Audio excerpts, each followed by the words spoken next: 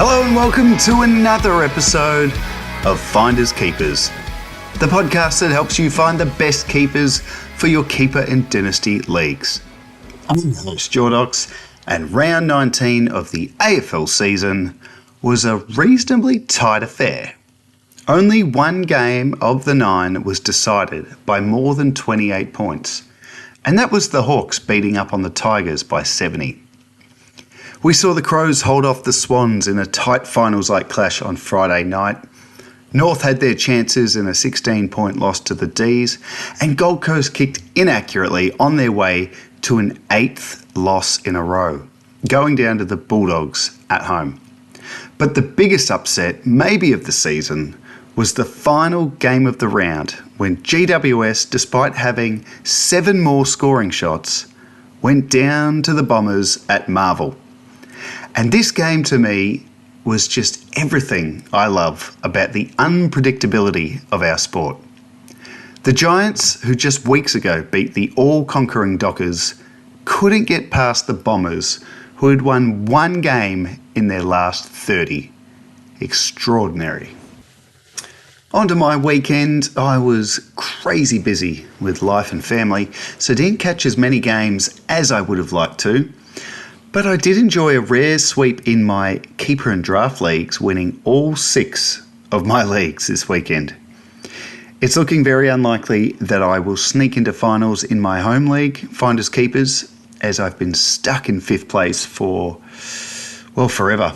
And with just 2 games to go, I don't think I'm going to get there. But I'm a real chance in 4 of my other leagues. So chances of getting some silverware in 2026, still pretty good. So we'll see how we go. Now, onto the podcast this week. I will start, as I always do, by looking back at the waiver picks I suggested last week. I'll then run through some names that I'm pretty interested in myself for this week. Go through the round itself with the things I noticed from a keeper league perspective. So let's take a look back at the names I gave last week in this segment and see how they fared in round 19. Not my best week. It's all right, though. Let's go through them. The first one was Riley West. I got really excited this time last week because he'd spent a heap of time on the ball in the game the week before, scored his 89, and he's just someone I've been interested in for many years if he ever went into their midfield. His ownership was at 30%, across all keeper and dynasty leagues on the Keeper AFL platform. That went up to 42%, and this week he scored a 61. Spent a bit less time on the ball, was still in there, but certainly not as significant a role as the week before. So, yeah, it's a bit of a watch with West. I could just see him going back to the forward line and forget about it. But, geez, I'd like them to persevere with it, see what he can do this week. The next name I put up was a couple. It was Will Brodie or Jack Watkins, because I was quite sure that Port Adelaide would bring one of these guys in to help cover Butters, who was out, and Horne-Francis as well. Neither of them got named, so I won't even bother with the ownership. Neither of them got in. The next name, though, was Rory Lobb, who has just shown he can score really well when English isn't playing or isn't fully fit. And this time last week, he was owned in 25% of leagues, still very low amount. And coming off 113, I just thought he was a great option. Ownership went up to 37%. Tim English returned. Lobb spent less time rucking, but still scored 69, which is pretty good. The only thing that was less was just the tackles and obviously the hit-outs for him. And then the last guy I suggested was Harry Kyle from Sydney, owned in 37% of leagues, coming off a 62, and I just like the look of him. 5 games into his career, had something about him I liked, but then Sydney dropped him, so his ownership didn't change, and he didn't play. So, yeah, not my finest group of suggestions last week. And so this week, having the bar set so low, it's only going to be up from here. And I actually genuinely am excited about some of these names. It was a round that saw a lot of players sort of like fantasy relevant guys or guys I had on my radar across the season all return this week. There's a whole bunch of them. So a few of the names are in this list here. And the first one is Jai Clark for Geelong. His first game in the senior side since earlier this year, and he's someone I've really liked for a couple of years now as a really high points per minute guy. Always very low time on ground, but can find the ball when he's on. So so he came in this week. He played half back. I reckon they brought him in because Tanner Bruhn was out, and I think Bruhn returns this week. But he played half back, Clark, scored 98, and he actually had 83% time on ground, which is the highest he's ever had. He's only ever had 70% time on ground twice in his career. So 83% time on ground, that would have been aided by the fact that they did have the 2 injuries on the night. Anna out of the game pretty early, and then unfortunately Max Holmes as well. But yeah, so Clark, he's owned in 31% of leagues. I reckon he would have been largely forgotten about across a lot of leagues, and he's got that forward status too, which is pretty handy. And yeah, high draft pick. I reckon he's going to be good. So go and snap him up. Another guy that returned first game of the season is Bailey Scott from North Melbourne, and he is someone who he had 2 seasons averaging in the 80s in a half-back role, and then he just completely fell away last year, was moved to a wing and lost his spot in the side. But he's back in the side, first game of the year in the seniors, and he's still only 26 years old. Scored 82, played on the wing, and owned in 21% of leagues, mid-only status.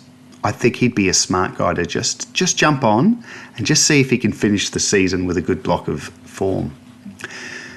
The next guy is from Adelaide. He's been playing most of the season. Luke Nankervis. He's owned in 36% of leagues. Scored a 73, and that's, it wasn't so much the score that stood out to me. It's his role in the side. I don't think he's fringe anymore. Like, he's become really important to the Crows. This was a very impressive game from him. He plays a combination of half-back and wing. Obviously, with Rory Laird out of the side, there's probably a bit more opportunity for him, but he played a cracking game and has been in really good form. I think he stays in the side. He has defender status, and I reckon he can be a guy that pushes his average up closer to somewhere in the mid-70s to 80s next year. And then the last guy is Braden Campbell for Sydney. Another guy back in the side, first game of the year after missing all season with injury. And he was someone we had pretty high hopes on a few years ago, but he just needs the right role. He's owned in 27% of leagues. He scored 67 in this game, playing sort of half forward, but he looked pretty good, I thought, especially for his first game. Still 24 years old, just needs the right role at half back if it ever happens. And he's a real, I reckon he'll be a fantasy guy as well. So there's my 4 names for this week. Can't go much worse than the guys I suggested last week, but yeah, I reckon have a go at those guys. 3 of the 4 are people I reckon most would have forgotten about throughout the season. Now they're back, jump on them. All right, let's jump into the things I noticed across the round. And as I said at the start, I didn't watch as much footy as I usually do on the weekend, unfortunately. But I have spent a fair bit of time looking at the numbers, and as usual, there's plenty to take away from the round. Starting on Thursday night, Geelong and St Kilda. Geelong were too good for most of the night. Saints had their chances, but I thought it was a pretty impressive performance from the Geelong, considering how many outs they had. Coming into the side for the first game since round 9 was James Worpel, and I thought he looked really good. Only Atkins was used more at the CBAs, not including Ruckman. And yeah, Worpel, it's really surprised me that he hasn't been able to get back into the side. I know that he has his deficiencies, I guess, as a midfielder, but I just thought Geelong could do with him probably a month ago. Anyway, he's in now, scored 102, 24 touches, 6 tackles and a goal. Very nice return for him. It'll be really interesting to see how he goes next week, the week after. Can he get some consistency? And do they stick with him this time? The next guy, Jai Clark, I just talked about him. His first game since round 3. Took that halfback role that Tanner Bruin sort of has most weeks. And yeah, he stood out.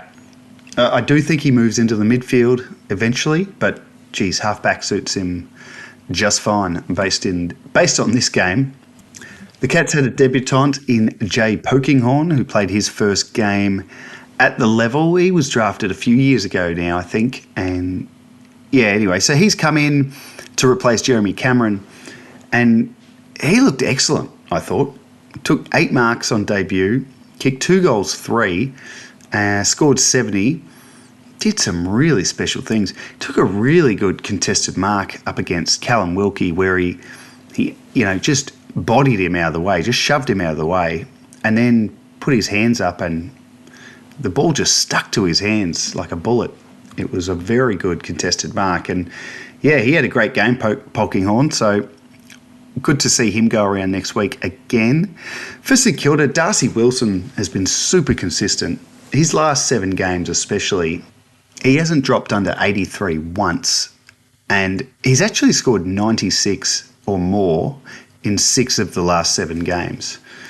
Really impressive. Scored 112 in this game and saw a decent spike in his CBAs as well, with Max Hall dropping back a little bit. Campbell Lake showed a bit in game number 6. One of many mid-season draftees already playing and impressing at the level. He was really good, sort of playing half-forward role, laid 8 tackles, kicked a goal, which helped him get to an 86. But yeah, very impressive. Stands out too. I think he's got the blonde hair. It's always good when a player you've got in fantasy has, very eye-catching or noticeable features, and the bleach blonde hair is certainly one for young Campbell Lake. On to Friday night, and this was a great game of footy, Sydney and Adelaide. Obviously, I'm a Crows fan, and I was stoked that the Crows were able to hold on, and it was our best win of the year, clearly, against a very good Sydney, and it just was such an intense game of footy. It was so tight, so tough, it was like a final, and yeah, I was absolutely stoked with the result, clearly. Onto the fantasy side of things, though. For the Swans, Chad Warner, I know I'm very late to the party on this, but this guy is dead set a superstar. I've really loved watching him closely the last, 5-6 weeks when his scoring's been really nice.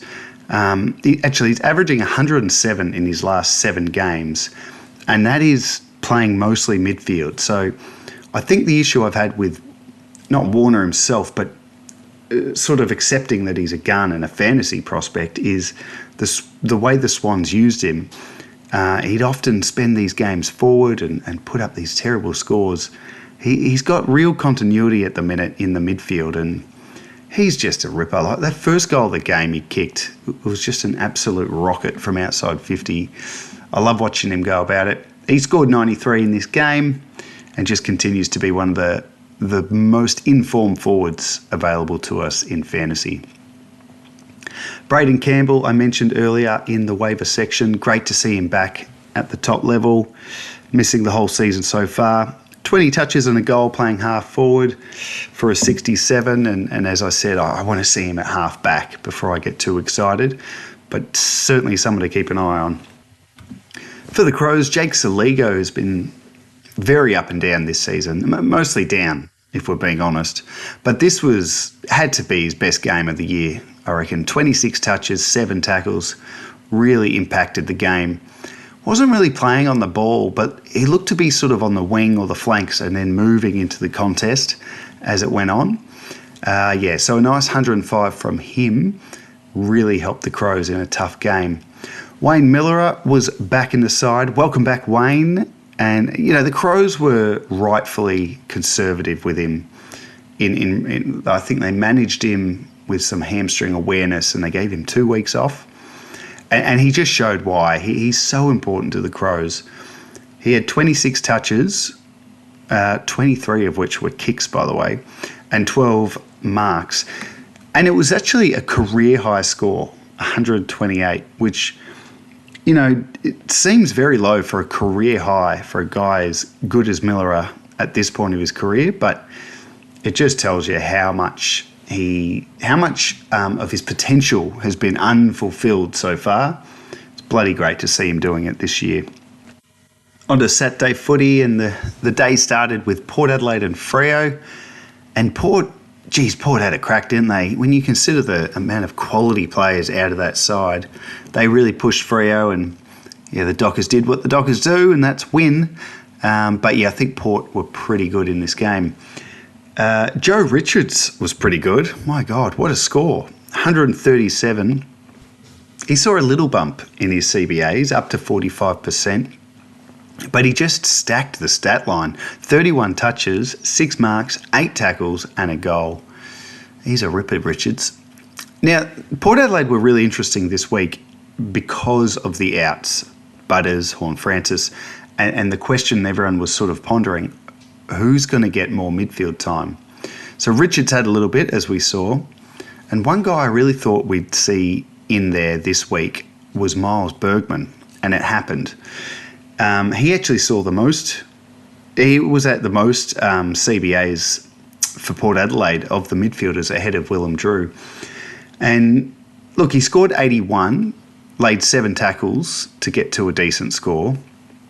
Didn't have a lot of the footy, but I think it's a good sign. 3rd game back from his injuries, and they had the confidence in him to put him on the ball this week. Hopefully that continues, and he can continue to build on that. And yeah, I just remember last year when he played midfield, he looked really good, and he was a great fantasy prospect. Now, the other big spike in CBAs this week fell to Jace Burgoyne, and he scored 110 with 52% CBAs. Interestingly, his last ton was in round 15, a game where he also had over 50% CBA split. So Burgoyne, I talked about him last week. He's having a nice little season playing wing, a bit of half back. Does he go into the middle though? They've done it twice now, and he's tunned in both those games. Really interesting to see how Port's midfield mix looks with Horne-Francis back this week, but obviously Butters is out, probably for the season, and we know they're missing Rosie as well. But certainly looking forward, all the talk of Zach Butters leaving Port in the off-season. Yeah, one of these guys is going to be very interesting if you can predict it to see for 2027.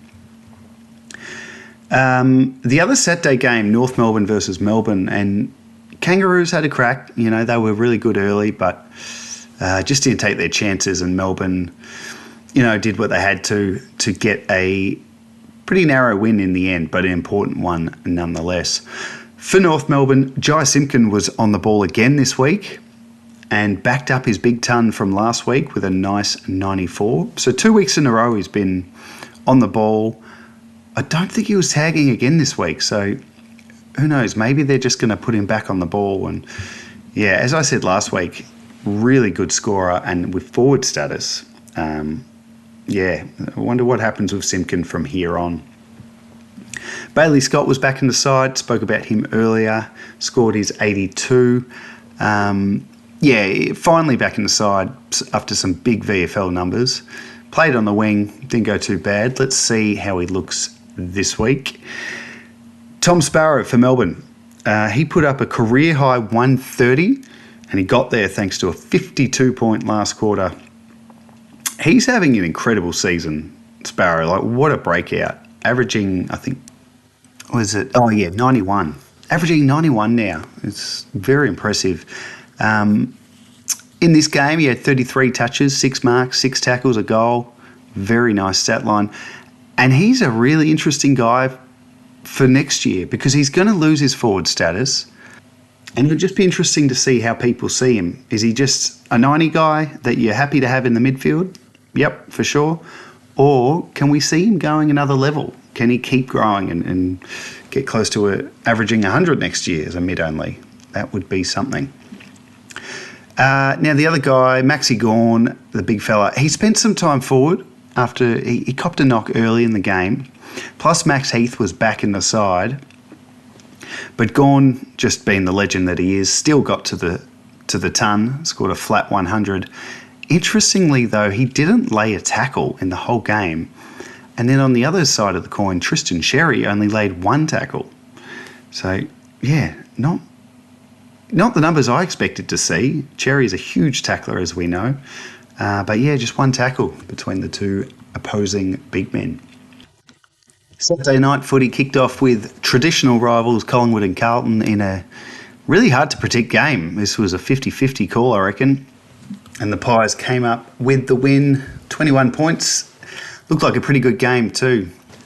For Collingwood, Dan Houston scored 116. Certainly enjoyed the absence of Jeremy Howe as he took over as the main kick-in taker for the Pies.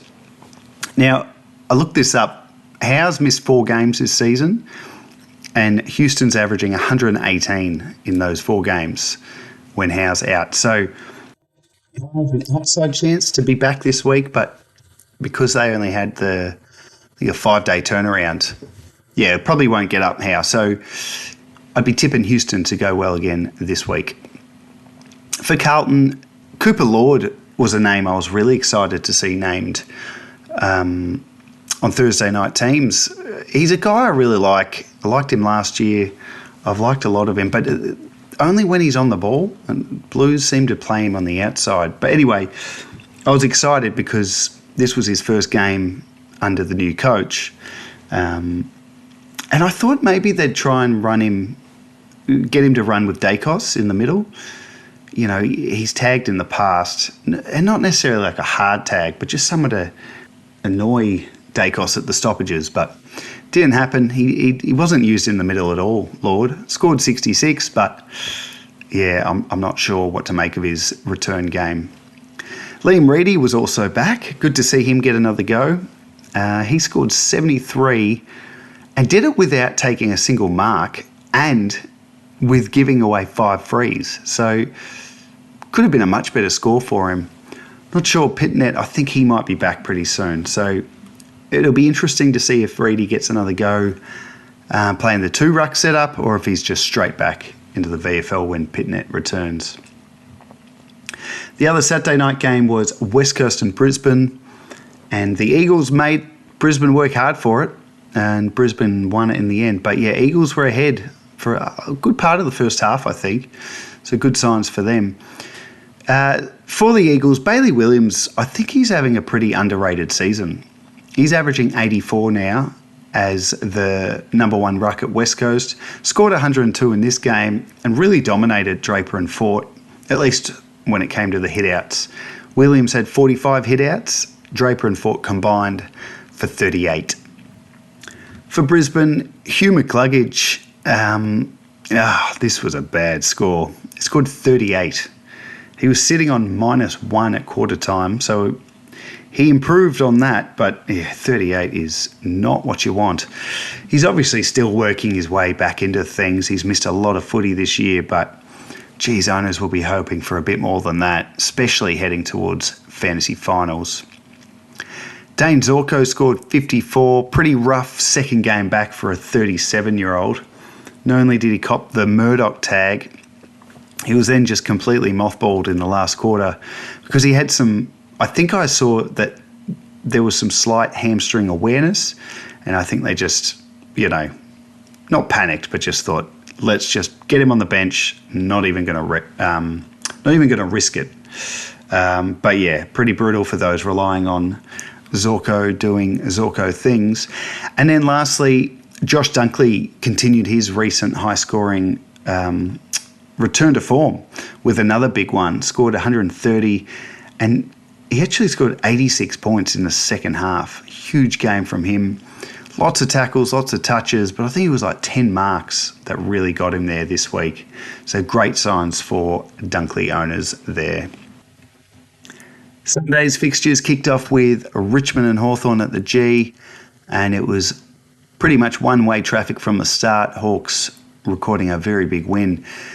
For Richmond, not a lot to get too excited about, but it was great to see Sam Lawler return from his injury. I think he was pretty quiet, scored 48, did kick a goal, but I think we're all just excited to see him back out on the field. Not just from a fantasy sense to see how he goes, but just a footy sense. He's great to watch. For Hawthorn, they had a lot of players score very well in this game. In fact, they had 9 players hit 90 or over, and none scored bigger than Jarman Impey. Just feasted at half-back. Enjoyed a little extra ball with Carl Amon out of the side too. 34 touches, 11 marks, even snagged himself a goal. Very nice for him. And yeah, a lot of the Hawks' backs all scored really well. I won't talk about Dylan Moore though, because I was really worried about him a couple of weeks ago. Look, I still am, but just confused at what had happened to him and his scoring. Last week he scored, I think, 94, something like that, which is much better. And then this game, I couldn't believe it at quarter time when all the Hawks were scoring. Moore was sitting on 3 at quarter time. And I thought, my God, he's just no good. And then he caught fire and scored 99 for the game. So 96 in the following 3 quarters. Much better. And yeah, back-to-back good scores for him. Now, speaking of back-to-back scores, Jai Newcomb has put 2 weeks in a row scoring in the 60s. He scored 63 in this game. He's just in a little bit of a rut at the minute, and I'm not really sure what it is. His role hasn't changed. He's just not getting his hands on the ball that much. Maybe he's getting some attention from the opposition. I'm not sure. But yeah, certainly someone that's always relied on tackles to get to his big scoring. But need to see him get the pill more and take some more marks as well. Lastly, for the Hawks, Connor McDonald, he scored 109. He's actually averaging 87 now, thanks to 2 tons in a row, in which he scored, and he had 30 plus touches in both games. I just remember in the preseason, there was a lot of talk about him as being someone who's going to go into the midfield for Hawthorn, and he has, just maybe not to the level we thought. And then I think there was a bit of a feeling he was a bit underwhelming, but when you look at the season in total now, averaging 87, it's been a fantastic season for him. Gold Coast took on the Bulldogs in the other Sunday game, and yeah, it's really amazing what's happening with the Suns. So it's 8 losses in a row now for them. And yeah, credit to the Dogs who needed to get the win, but yeah, not sure what's going on up there on the Gold Coast. Touk Miller scored 124, had a much bigger on-ball role this week, and he actually had 39 touches, which is pretty impressive and a bit of a throwback to the Touk Miller of a few years ago. Matt Rouse scored 120 after a few quieter weeks. And look, he laid 11 tackles to get there, but it's still, yeah, good to see Rouse with a big score again. And yeah, he hasn't quite been, he's been nowhere near the Rouse of last year. And what do they say, the Brownlow curse or the Brownlow hangover? I don't really believe in that myself, but yeah. Look, I don't think Rowe's been that poor this year. I think the Suns themselves have been poor. I think that's probably the bigger story there. For the Bulldogs, Matt Kennedy was used very sparingly at the centre ball ups last week, and this week didn't attend a single one. So absolutely no CBAs for Kennedy this week. He kicked 3 goals, so he got to a nice score of 93, but it's a strange role change. And I thought he was doing really well as a midfielder at the Dogs, and now he's sort of, I guess, half-forward flank again. Not sure. Very weird. Now, Bailey Dale was a big out for them this week. For the Dogs themselves and in a fantasy sense, he takes up a lot of kick-ins, a lot of ball. So, all eyes were on who would benefit, and Lockie Bramble was someone I thought would benefit. And he did, in the sense that he picked up the kick-ins, but he did almost nothing else. 6 of his 9 kicks for the game came from kick-ins. He scored 34. Not Not the game I expected from him. Jed Buslinger, though, he was the only other dog to take kick-ins. He got 7 himself. He scored 71. Now, he's a key back, but yeah, I don't know. I feel like he's going to be a good scorer. So good to see him taking the kick-ins at the moment. And then Bailey Williams is the other one. He did get moved to halfback, racked up 29 touches, 8 marks, 111, and was clearly the main benefactor from Bailey Dale being out of the side. And then the round wrapped up in high drama with Essendon upsetting the Giants at Marvel I didn't see this game. I think I watched the last 10 minutes to see how they won it, and very entertaining, but a scrappy game, and the inaccuracy from the Giants was the story of the game. But whatever, Bombers fans rejoice. Great for them to get a win. And Zach Merritt, I mean, what a legend. I knew he'd bounce back this week. He was so poor the week before. They threw him in the middle, which I think was smart. Just get him in the middle, let him do his thing. 35 touches, 5 tackles and a goal, 123, top scorer on the game. What more can you say about the man? Nick Bryan scored his first fantasy ton, and this was the breakout game owners, were hoping for. I mean, he's been back from his ACL for, I don't know, maybe a dozen games, or maybe not quite, but just waiting to see something from him. And he's been fine, but yeah, to get a ton from him. He was against the very inexperienced Nick Madden for the Giants, but Bryan had 17 touches, 31 hitouts, even kicked a couple of goals. It's a great return. It's good to see. Jackson Artemis, he made his long-awaited debut, and I say long-awaited because he was pick 1 in the mid-season draft, and we all kind of thought he'd play straight away. But he had some niggling injuries and then was in the VFL. Anyway, he finally debuted, and it wasn't quite what owners would have been hoping for. Pretty quiet debut, only scored 32 points. But hey, Essendon won, so maybe he's the good luck charm for them. For the Giants, I want to talk about Jack O, who has just played 3 games now. Hasn't put up big numbers, but I think there's been really good signs from him, and it's a really good sign that GWS are using him at the centre ball ups. He's had centre ball ups in every game he's played, the first 3 games. He just hasn't taken a mark yet. So once he, gets free and takes some marks, his scoring will go up. But scored 59. I just like the look of him.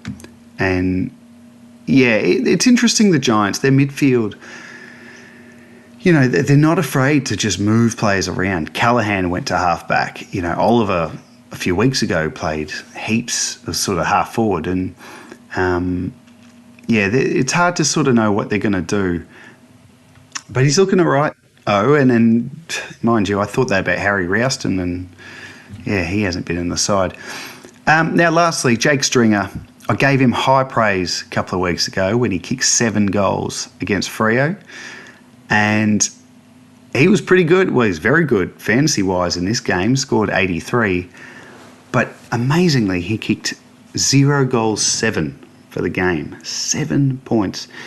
Just crazy. So no one summed up the Giants' goal-kicking woes more than the package. And yeah, what do you say about a game like that? He had 7 shots at goal. How can you be too critical? But 0-7, and amazingly, if he just kicked 1 goal, 6, the Giants probably win the game. But not to be for the Giants, and yeah, a really bad loss for them. And that's it. They're the things I noticed across round 19 from a Keeper League perspective, of course. And that brings us to the end of the podcast. So before I do wrap it up, I do just want to remind you, if you're enjoying Finders Keepers, please make sure you've liked and subscribed wherever you're listening. And if you're really liking it, leave a 5-star review as well. That would be ace.